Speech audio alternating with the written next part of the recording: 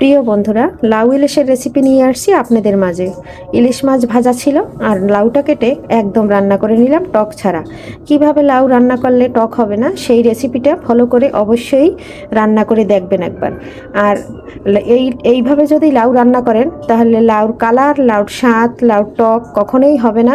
তবে রেসিপিটা ফুল ফলো করে বন্ধুরা ট্রাই করে দেখবেন, তারপরে কমেন্টে জানাবেন যে আসলে সত্যি কিনা। আর সবাই একটা লাইক দিয়ে ভিডিওটা দেখে নেবেন, আর ফুল ভিডিওটি ভালো লাগলে আত্মীয় স্বজনের সাথে শেয়ার করে দিবেন। ছোট্ট পরিবারের পাশে আপনারা সবাই থাকবেন, আস্তে আস্তে করে আমাকে একটু বড় করে দিবেন। কোন ধরনের রেসিপি আপনারা দেখতে চান অবশ্যই আমার কাছে কমেন্টে জানাবেন, আমি চেষ্টা করব সেই ধরনের রেসিপি দেওয়ার জন্য। নমস্কার বন্ধুরা, সবাই কেমন আছেন? আমি পাপড়ি কিচেনের ব্লগ থেকে চলে আসলাম আপনাদের মাঝে নতুন একটা রেসিপি নিয়ে। এখানে আছে ইলিশ মাছ ভাজি, আর সাথে আছে লাউ। আপনার দাদাভাই বাজার থেকে একটা লাউ নিয়ে আসছে, তাই ভাবলাম যে ইলিশ মাছ ভাজি যেহেতু আছে তাহলে লাউটা রান্না করে ফেলি। এখন আমি এই যে লাউটা খুব সুন্দর করে কেটে নেব, কেটে নিয়ে তারপরে কিন্তু রান্না করব। তবে সাথে থাকুন। আমি প্রথমে ছুলে নিচ্ছি, ছুলে নিয়ে কেটে ধুয়ে আসতেছি। বন্ধুরা দেখুন, 2 সেকেন্ডের ভিতর লাউটা একদম ছুলে নিয়েছি, একদম কচি। আর এখন আমি লাউটা ছোট ছোট করে কেটে নিচ্ছি। লাউটা কিন্তু কেটে নিয়েছি। আর এখন আমি কড়াইতে দিয়ে দেবো তেল। তেল দিয়ে দিয়েছি, এখন দিয়ে দেবো এখানে রাঁধুনি। রাঁধুনি আর জিরা দিয়ে একদম ফোড়নটা দিয়ে দিলাম। এখন দিয়ে দিলাম কিছু কাঁচামরিচ। কাঁচামরিচ একটু ভেজে নিলাম।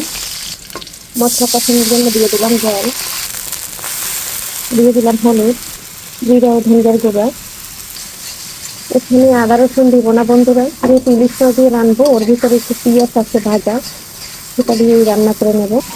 মশলাটা কষানো হয়ে গেছে, এখন এর ভিতরে দিয়ে দিচ্ছি লাউ। লাউগুলো ঢেলে দিচ্ছি।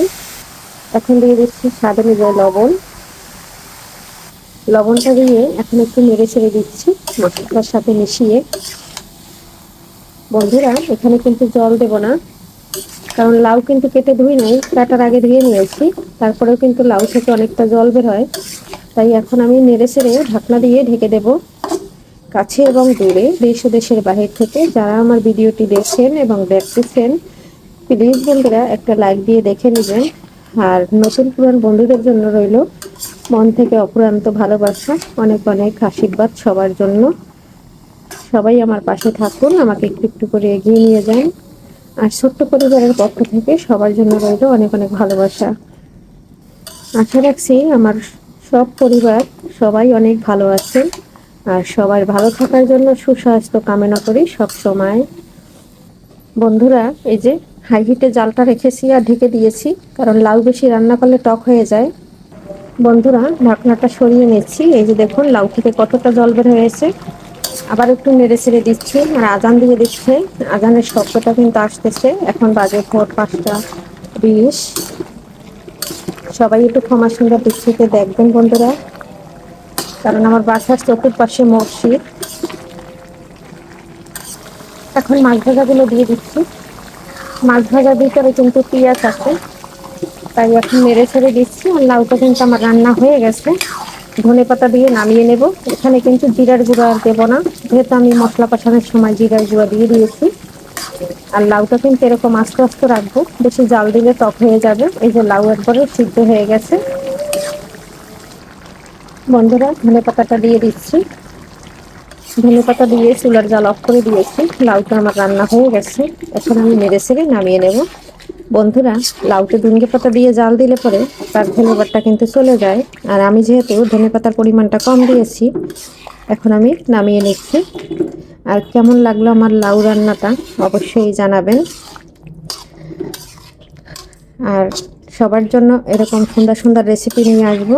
আর কোন ধরনের রেসিপি আপনারা দেখতে চান অবশ্যই কমেন্ট করে জানাবেন, আর আপনাদের মতামত অবশ্যই জানাবেন। আর আমার রান্নাগুলো কেমন লাগে আপনাদের সেটাও জানাতে ভুলবেন না। এইভাবে লাউ রান্না করলে একদম টক লাগবে না। অনেকে আছে লাউ রান্না করতে যেয়ে একদম টক বানিয়ে ফেলে, তারপরে খেতে কিন্তু ভালো লাগে না। আর এইভাবে বন্ধুরা এই টেকনিক ফলো করে একবার অন্তত লাউ রান্না করে দেখবেন, একটু টক রাখবে না। আর সবাই ভালো থাকবেন, সুস্থ থাকবেন। লাউটা এখন নামিয়ে নিচ্ছি। দেখুন বন্ধুরা, ফাইনালি কিন্তু অফ ক্যামেরায় নামিয়ে নিয়েছি, যেহেতু আমি একার দিয়ে ক্যামেরা ধরি আর একার দিয়ে তো আর এতটা তরকারি নামানো যায় না। লাউর তরকারিটা কেমন হয়েছে অবশ্যই জানাবেন। সবাই ভালো থাকবেন, সুস্থ থাকবেন। আগামী ভিডিও দেখার আমন্ত্রণ জানিয়ে বিদায় নিচ্ছি। বাই।